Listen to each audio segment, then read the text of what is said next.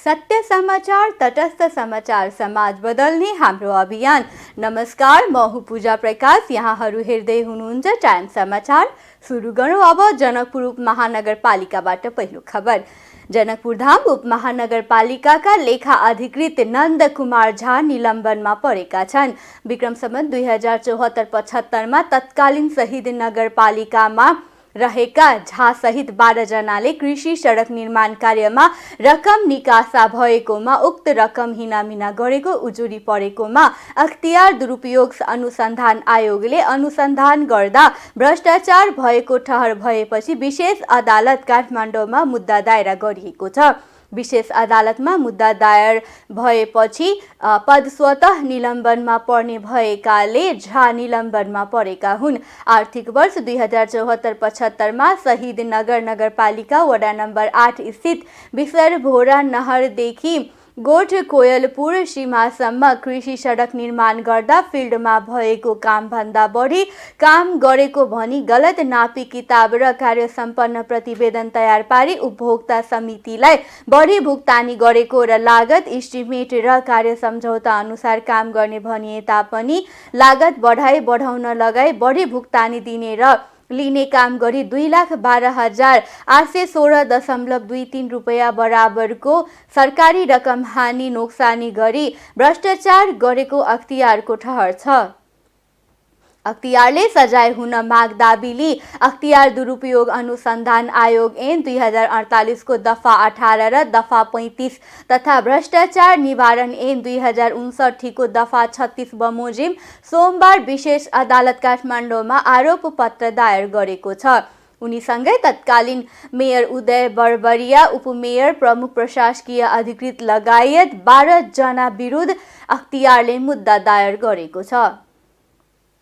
शहीद नगरपालिकाका तत्कालीन मेयर उदय कुमार बर्बरियाले कृषि सडकको नाममा अनियमितता गरेको ठहर गर्दै अख्तियार दुरुपयोग अनुसन्धान आयोगले विशेष अदालत काठमाडौँमा मुद्दा दायर गरेको छ।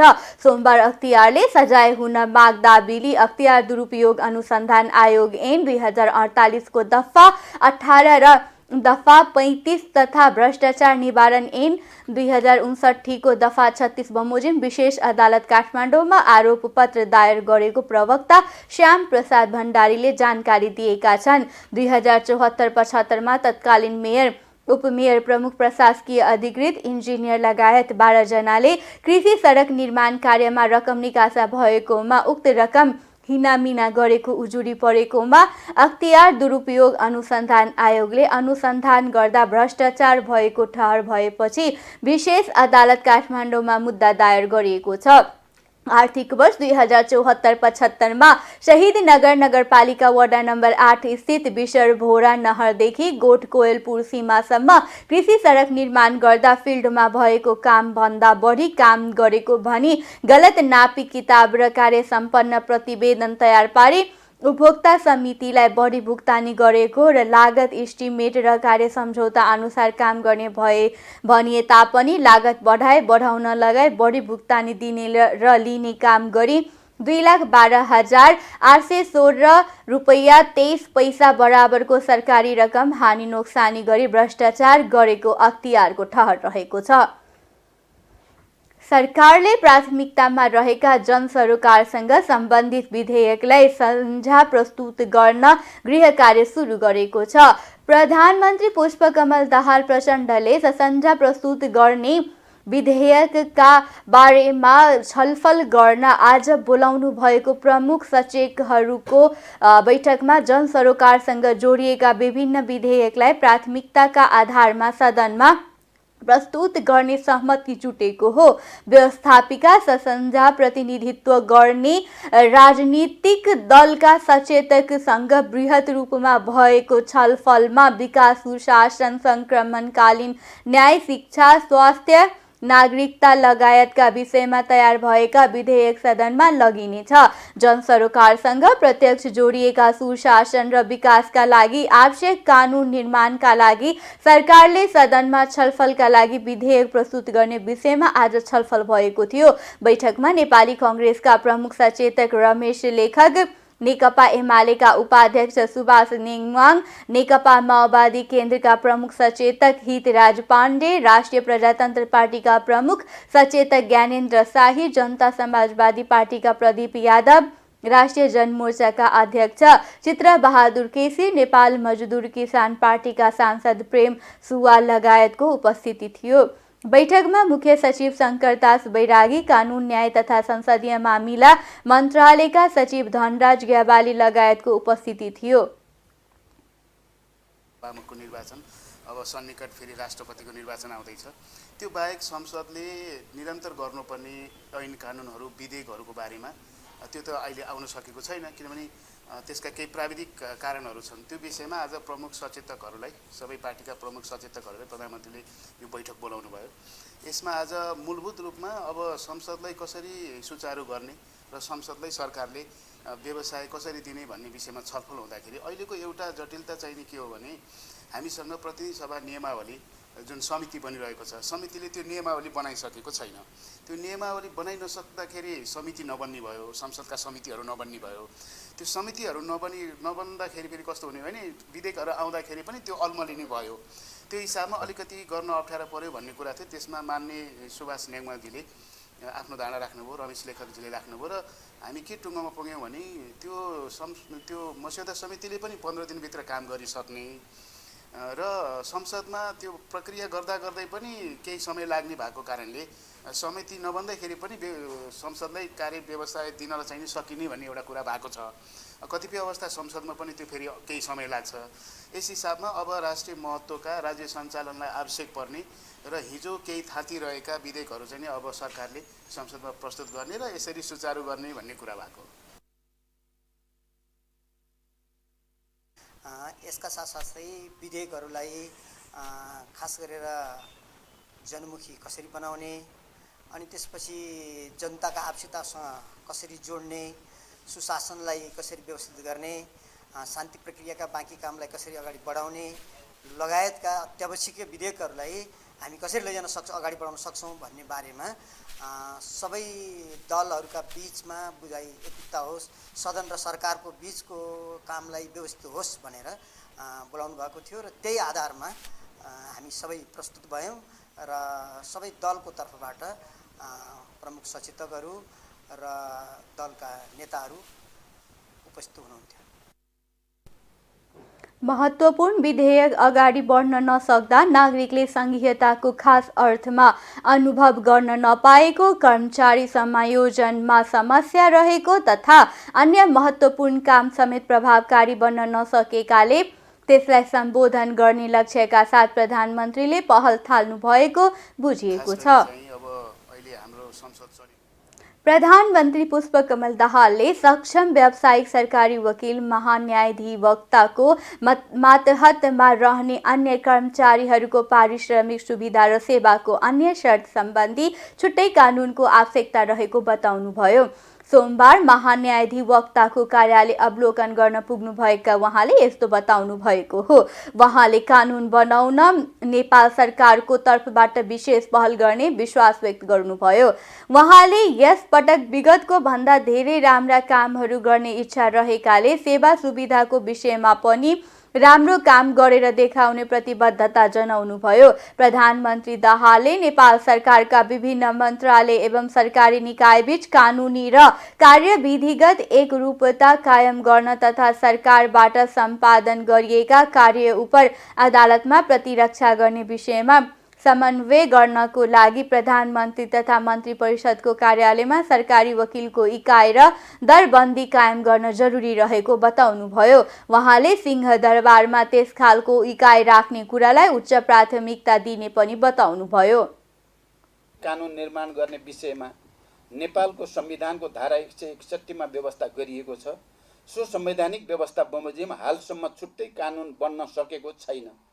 सक्षम र व्यावसायिक सरकारी वकिलका लागि सरकारी वकिल र महान्यायाधिवक्ताको मातहतमा रहने अन्य कर्मचारीहरूको पारिश्रमिक सुविधा र सेवाका अन्य शर्त सम्बन्धी छुट्टै कानुनको आवश्यकता रहेकोले सो कानुन बनाउन नेपाल सरकारको तर्फबाट विशेष पहल गरिने विश्वास म तपाईहरुलाई व्यक्त गर्न चाहन्छु।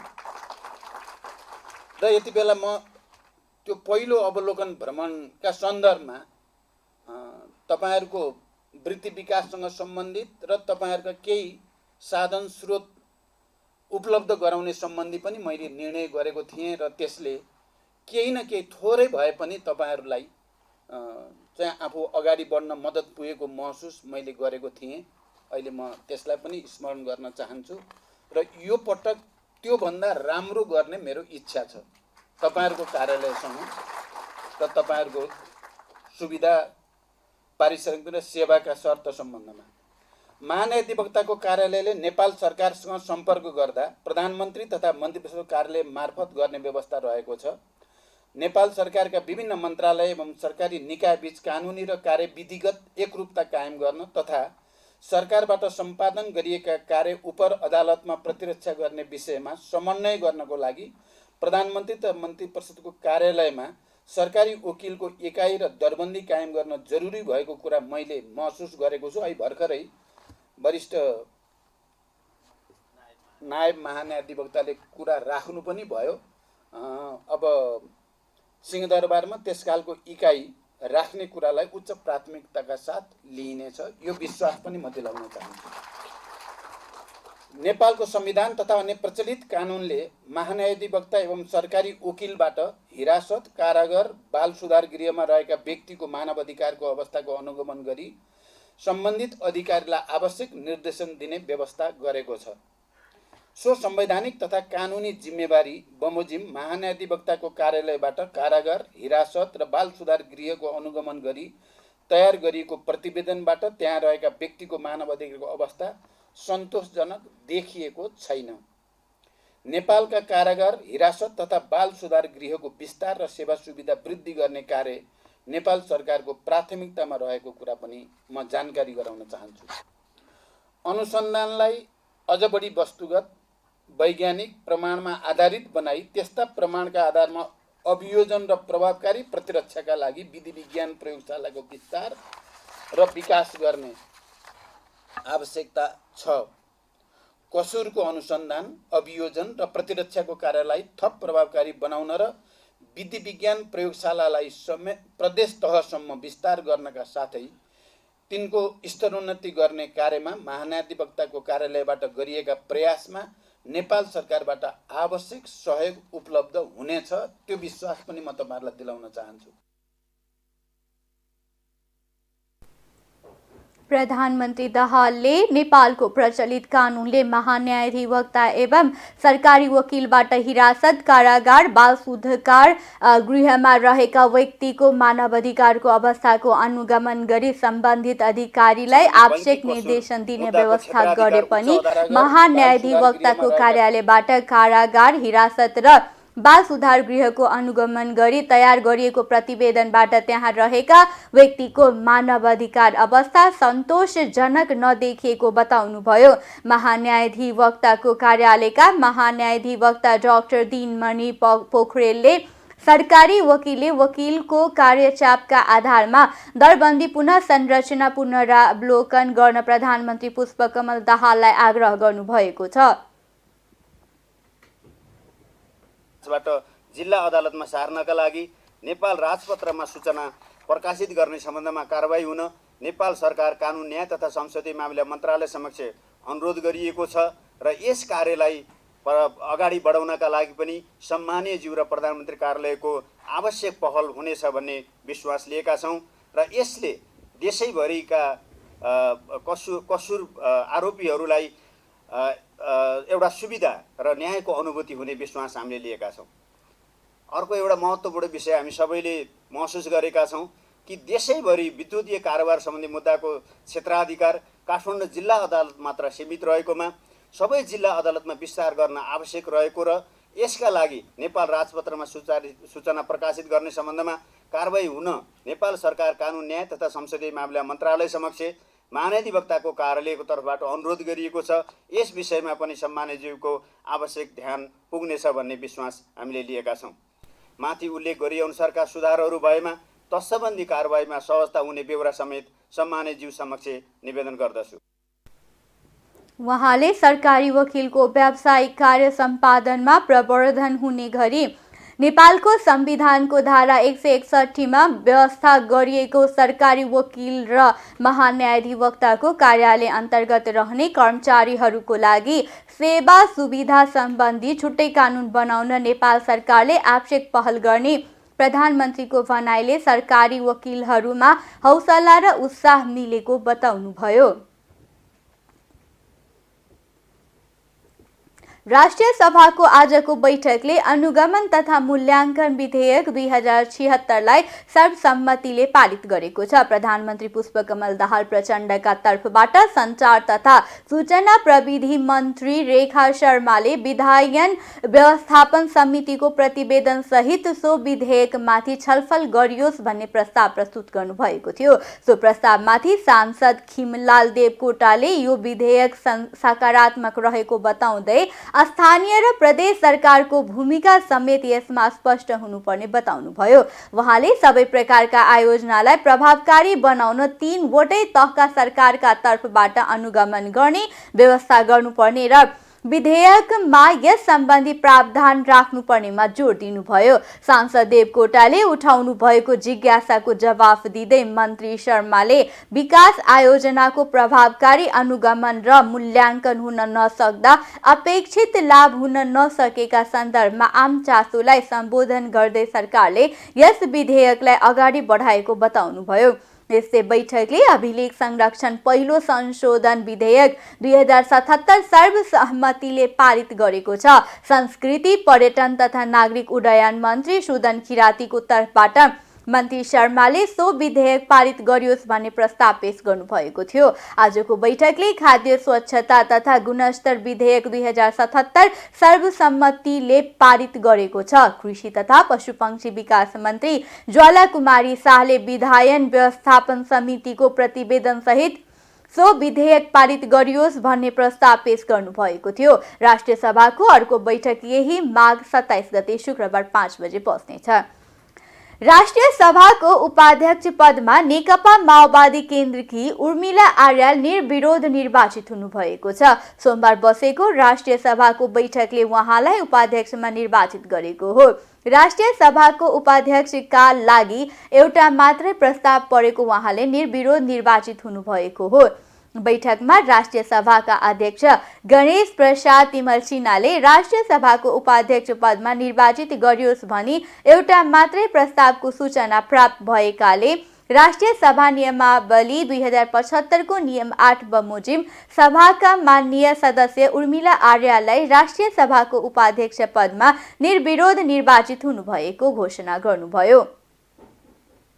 आइतबार मनोनयन दर्ताको दिन सत्ता साझेदार दलहरूको तर्फबाट आर्यालको मात्र उम्मेदवारी परेपछि उहाँ निर्विरोध निर्वाचित हुनुभएको हो। उहाँले विक्रम सम्वत 2069 सालमा नेकपा एमाले छाडेर माओवादी केन्द्र प्रवेश गर्नुभएको थियो।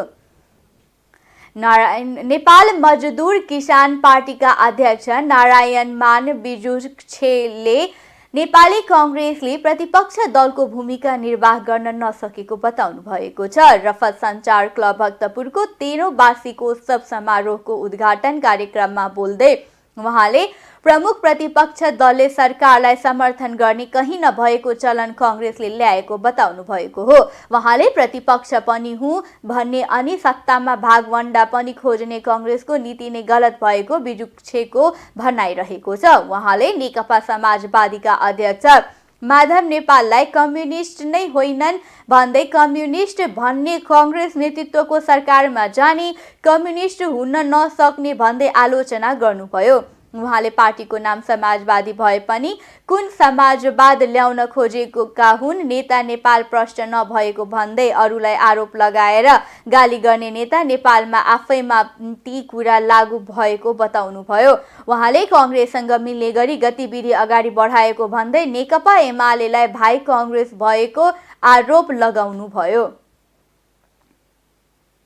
राम्रो गर्छु भन्दा भन्दै सोचेर गरेको कुरा पनि परिणाम चाहिँ ठ्याक्कै उल्टो हुन जान्छ। त्यस्ता धेरै उदाहरणहरू छन्। त्यसो भएको हुनाले यदि एक्जिस्टिङ सरकार असफल भयो भने, राम्रो गर्छु भन्दा भन्दै असफल भयो भने त्यसलाई सच्याउने, त्यसलाई जोगाउने पक्ष भनेको त्यो प्रमुख प्रतिपक्ष नै हो।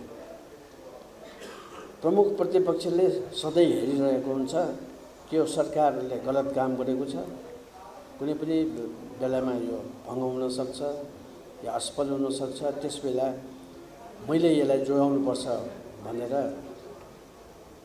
वेटिङ सरकार भन्ने अथवा छाया सरकारले काम गरिरहेको हुन्छ, त्यो हो प्रतिपक्ष वस्तु चाहिँ हुन्न। हामीले भन्यौँ कि प्रचण्डजीको नेतृत्व छ भने उहाँको घोषणापत्र अनुसार त सबै पार्टीहरू त जाने एक न एक राजनीतिक ढङ्गको बन्दोबस्तलाई स्वीकार गरेको हुन्छ, या त्यस्तो भयो भने राम्रो होला भने हुन्थ्यो। र वामपन्थी अवसरवाद भनेको बुझाउनको निम्ति हामीले भन्नु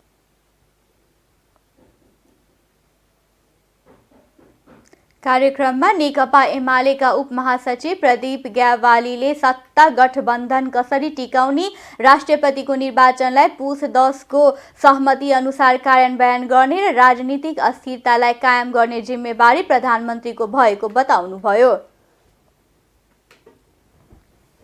सञ्चार तथा सूचना प्रविधि मन्त्री रेखा शर्माले सरकारले संसदमा पेश गर्न बाँकी मिडिया विधेयकलाई तत्काल अगाडि बढाउने कार्ययोजना सहित अघि बढेको बताउनु भएको छ। प्रेस काउन्सिल र नेपाल पत्रकार महासंघको भेटघाट कार्यक्रममा मन्त्री शर्माले संसदमा पेश गर्न बाँकी मिडिया विधेयकलाई सरकारले तत्काल अगाडि बढाउने कार्ययोजनामा रहेको बताउनु भएको हो। उहाँले आम सञ्चार क्षेत्रका लागि बनेका कानुनहरू अधिकांश पुराना भएकाले परिमार्जन गर्न सरकार सकारात्मक रहेको बताउनुभयो। मन्त्री शर्माले देशको राजनीतिक परिवर्तन र पत्रकारिता अभिन्न अङ्गका रूपमा जोडिएको भन्दै राजनीतिक र पत्रकारिता सहकार्यले मात्रै मुलुकमा ठूला ठूला राजनीतिक परिवर्तन सम्भव भएको धारणा राख्नुभयो। अर्को मन्त्रालयले जस्तो अब कतिपय ठाउँमा नीतिगत रूपमा पत्रकारको उपस्थित गर्ने कुरामा त्यो कवि भाषा भन्नु भएको छ हैन, अरू कुराहरू जुन भन्नु भएको छ हैन, कतिपय आर्थिक दायित्व नपर्ने कुरा छन्, कतिपय आर्थिक दायित्वसँग जोडिएका कुराहरू छन्।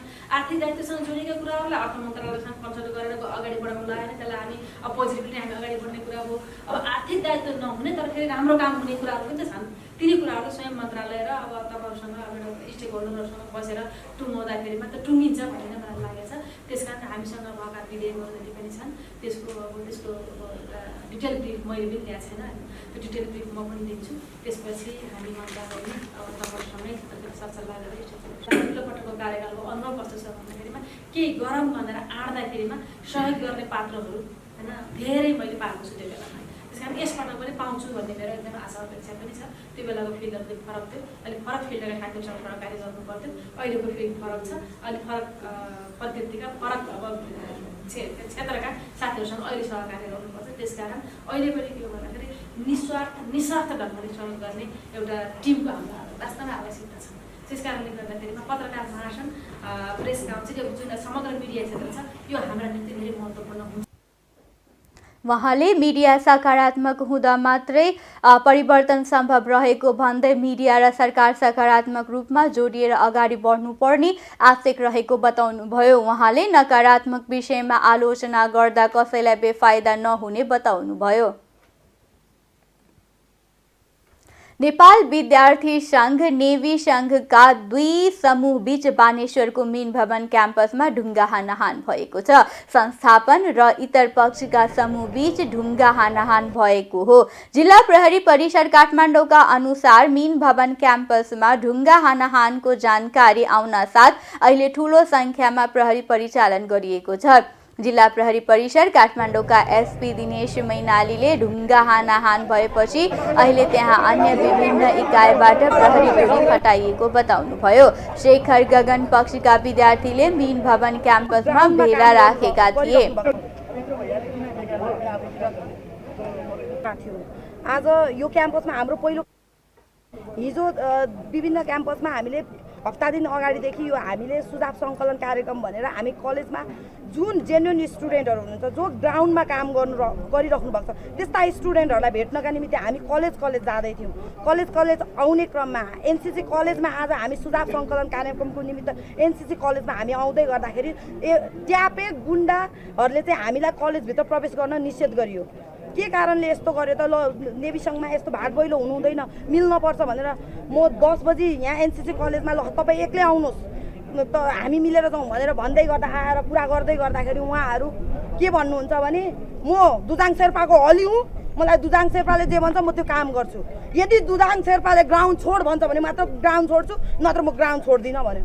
ठिक छ भाइ, तपाईँहरू त्यस्तै कुरा गर्नुहुन्छ भने तपाईँहरू गर्नुहोस्, म ग्राउन्डमा पस्छु, के गर्नुहुन्छ गर्नुहोस् भन्दाखेरि हामी तपाईँलाई छुँदैनौँ, तर तपाईँहरूको भाइहरूलाई सामदाम द्वन्द भेदले हामी त्यो कार्यक्रम गर्दै जान्छौँ। दुदाङ चाहिँ तपाईँले कति ठाउँ पठाएर सक्नुहुन्छ तपाईँको गुन्डा गर्दै, हामी पनि हेर्न तयार छौँ, हामी पनि लड्न तयार भयौँ। आज हामी लड्ने मनस्थितिमा थिएनौँ एनसीसी क्याम्पसमा, हामीले विद्यार्थी साथीहरूलाई बोलाएको थिएनौँ, तर पनि हामीले 9-10 जना आएर यहाँको विद्यार्थी साथीहरू छैनौँ भन्न चाहन्छु। उक्त भेलामा संस्थापन पक्षले आक्रमण गरेपछि झडपको स्थिति सिर्जना भएको बताइएको छ।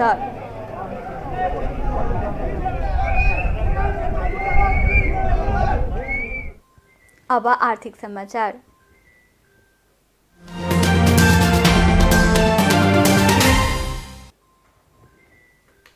नेपालमा वर्षेनी 2,80,000 मेट्रिक टन हाराहारी तेलहन बाली उत्पादन हुने गरेको सरकारी तथ्याङ्कले देखाएको छ।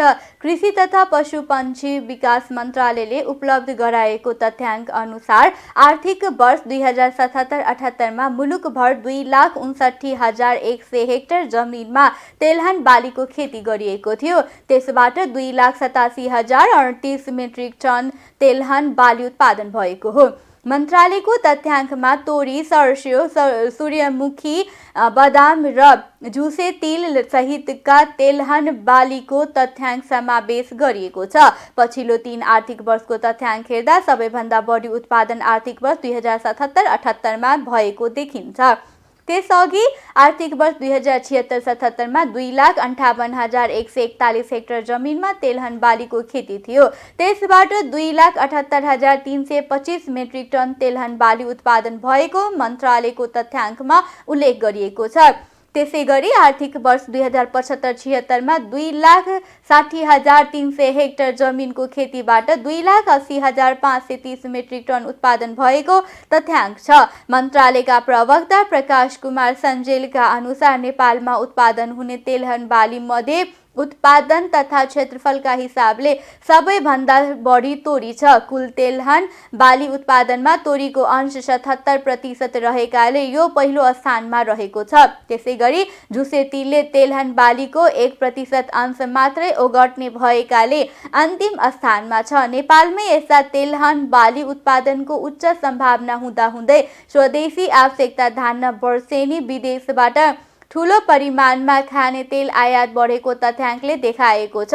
तेलहन बाली हिउँदमा लगाइने भएकाले उक्त समयमा सिँचाइको समस्या लगायत मल र उच्च प्रतिफल दिने बिउको अभावमा अझै पनि किसानले ठूलो स्केलमा तेलहन बालीको खेती गर्न नसकेको उनले बताए। अब अन्तर्राष्ट्रिय समाचार।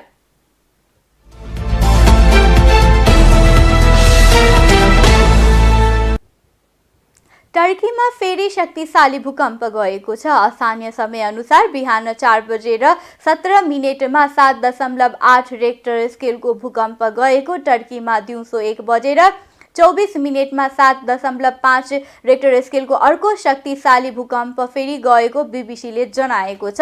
बिहान भूकम्प गइसकेपछि त्यहाँ थुप्रै परकम्पहरू गइरहेका अमेरिकी भूगर्भ सर्वेक्षणले जनाएको छ। भूकम्पका कारण टर्कीसँगै सिरियामा पनि ठूलो जनधनको क्षति भएको छ।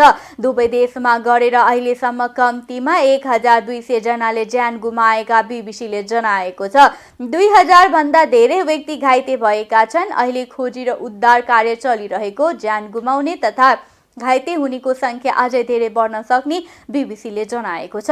भूकम्पबाट भौतिक संरचना भत्किएका दृश्य सामाजिक सञ्जालमा पनि सार्वजनिक भएका छन्। प्रभावित क्षेत्रको अवस्था निकै कष्टकर बनेको छ। भूकम्पबाट लाखौं मानिस प्रभावित भएका छन्। भूकम्पको धक्का लेबनान, सिरिया र साइप्रसमा समेत महसुस गरिएको बीबीसीको खबरमा उल्लेख छ।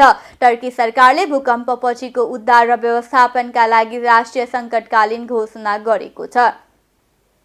पाकिस्तान सरकारले सेना र न्यायपालिकाले उपहास गर्नेलाई 5 वर्ष जेल सजायको प्रस्ताव गर्ने विधेयक तयार गरेको छ। सरकारले दण्ड संहिता र फौजदारी प्रक्रिया संहितालाई परिवर्तन गर्ने विधेयक तयार गरेको छ। सामाजिक सञ्जाल लगायत जुनसुकै माध्यमबाट पाकिस्तानी सेना र न्यायपालिकाको निन्दा गर्नेलाई 5 वर्षसम्म कैद सजायको प्रस्ताव विधेयकमा गरिएको छ। प्रस्तावित विधेयक चाँडै संघीय मन्त्री परिषद समक्ष प्रस्तुत गरिनेछ। राज्यका महत्त्वपूर्ण निकाय र तिनका अधिकारी विरुद्ध घृणा जगाउने उद्देश्यले नियतबस गरिएका साइबर आक्रमण र अभियानलाई नियन्त्रण गर्न यस्तो विधेयक आवश्यक भएको संघीय मन्त्री परिषदको कार्यालयलाई उद्धृत गर्दै पाकिस्तानी सञ्चार माध्यमले जनाएका छन्। अब खेल समाचार।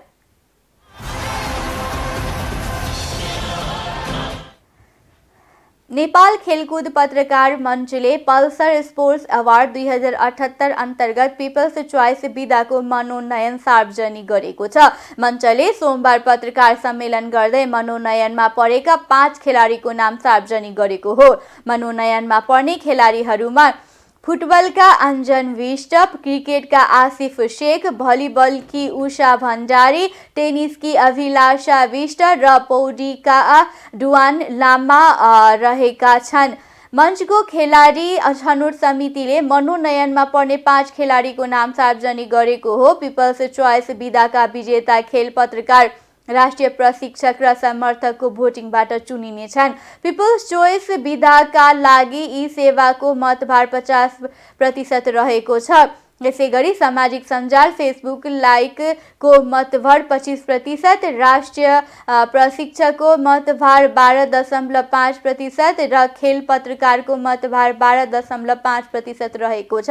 अवार्ड आगामी फागुन 23 गते काठमाडौँको कमलादी स्थित प्रज्ञा भवनमा आयोजित हुनेछ। यस पटकको पल्सर स्पोर्ट्स अवार्ड 2078 मा पिपल्स चोइस अवार्डसँगै 9 विधामा अवार्ड प्रदान गरिनेछ। सर्वप्रथम बधाई दिन चाहन्छु नेपाली खेलकुदलाई 2078 मात्र नभइकन यो पिपल्स चोइस विधा भनेको चाहिँ हुन त यो अवार्डको टाइटलमा 78 साल लेखिएको छ। अन्य विधाहरूको नोमिनेसनमा 78 सालभित्र गरेका पर्फर्मेन्सहरू हटाउने गर्दछन् भने पपुल्यारिटी चाहिँ यो अवार्ड अनाउन्स हुने दिनसम्मको लागि हामी काउन्ट गर्छौँ। जस्तै योभन्दा अगाडि 77 सालको नोमिनेसनमा पनि 78 साल पुसमा हामीले गरेका थियौँ। त्यो बेलासम्म चर्चित रहनुभएका सम्पूर्ण खेलाडीहरूलाई हामीले समावेश गरेका थियौँ भने यसपटक पनि हामीले के गरेका छौँ, 79 साल पुससम्म चर्चामा रहनुभएका सम्पूर्ण खेलाडीहरूलाई हामीले यसमा नोमिनेट गरेका छौँ। कारण के होला, किनभने 78 राख्नु भएको छ, 79 सालको नोमिनेट गर्नुभएको छ भने जिज्ञासा हुनसक्छ। पपुल्यारिटी भनेको अहिले जुन खेलाडीहरू चर्चामा हुनुहुन्छ, हुनसक्छ 79 सालको पपुल्यारिटीमा उहाँहरू त्यो चर्चा त्यतिकै शिखरमा नहुन सक्नुहुन्छ। त्यस कारणले गर्दा चर्चा भनेको जुन समयमा चर्चा हुन्छ उहाँहरूको त्यही समयमा उहाँहरूलाई पब्लिकले पनि भोट गर्छ। त्यस कारणले गर्दाखेरि हामीले यो एउटा अवार्डको नोमिनेसन चाहिँ पछिल्लो समयसम्म गरेको छौँ। त्यही क्रममा म सर्वप्रथम बधाई दिन चाहन्छु 5 खेलाडीलाई। तपाईँहरूको नोमिनेसनले यो अवार्डको गरिमा बढाएको छ। म यी सेवाका बिजनेस हेड आशिष मापदण्ड के होला भन्ने जिज्ञासा पक्कै यहाँ धेरैलाई छ। हुन त अधिकांशलाई थाहा छ हामी कसरी सिलेक्ट गर्छौँ भन्ने कुरा पनि, केही कुरा मैले अगाडि राखेँ। यो अवार्ड भनेको यसको हाम्रो स्लोगन चाहिँ एउटा अप्रिसिएटिङ अचिभमेन्ट्स अनरिङ हिरोज भन्छौँ हामी। हामीले खेलाडीलाई दिने एउटा प्लेटफर्म हो। यसमध्ये सम्भावित चर्चामा रहनुभएका खेलाडीहरू र चर्चामा जान सक्ने खेलाडीहरू, जो एउटा पोटेन्सियल बोकेका खेलाडीहरू हुनुहुन्छ, उहाँहरूलाई यो प्लेटफर्म मार्फत लार्जर अडियन्सलाई चिनाउने प्रयास गर्छौँ। अर्थात् यो अवार्डको नोमिनेसनमा पुग्ने बित्तिकै कतिपय नाम सुनिसकेका खेलाडीहरू र कति अब सुनिने, अबको 1-2 वर्षमा पक्कै पनि ती खेलाडीको नाम सुनिन्छ। त्यस्ता खेलाडीहरूलाई हामीले यो प्लेटफर्म दिएर चर्चाको शिखरमा पुर्याउने प्रयास गर्छौँ। र हामी मिडियाले अथवा एनएसडिएफले गर्ने काम पनि खेलाडीहरूलाई यो राष्ट्रका सम्पूर्ण जनमानस माझ पुर्याउने काम गर्ने हो। उहाँहरूलाई हिरोज भनेर हामी भन्छौँ। वर्षको उत्कृष्ट खेलाडी पुरुष, वर्षका उत्कृष्ट खेलाडी महिला, वर्षका उत्कृष्ट खेलाडी युवा, वर्ष प्रशिक्षक, पारा एथलेट सम्मान, special award, lifetime achievements award र एसोसिएसन एवार्ड, जर्नलिस्ट एवार्डहरू रहेका छन्। हस्त टाइम्स समाचार अहिलेलाई यति नै। हेर्दै रहनुहोला टाइम्स टेलिभिजन। आज्ञा दिनुहोस्। नमस्कार।